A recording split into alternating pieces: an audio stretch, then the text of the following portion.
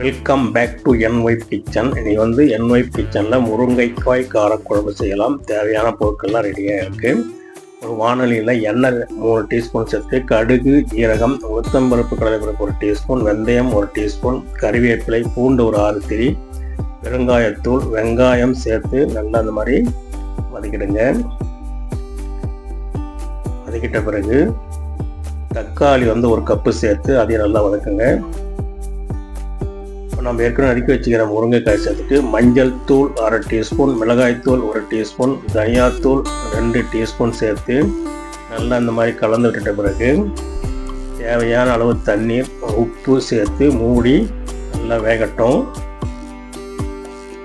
முருங்கைக்காய் வந்து நல்லா வந்து கொதிச்சுட்டு இருக்கு. இதில் வந்து புளிக்கரைசல் சேர்த்துட்டு தேங்காய் பால் கொஞ்சம் சேர்த்துட்டு கொஞ்ச நேரம் கொதிக்க விட்டால் சூப்பரான முருங்கைக்காய் காரக்குழம்பு ரெடி.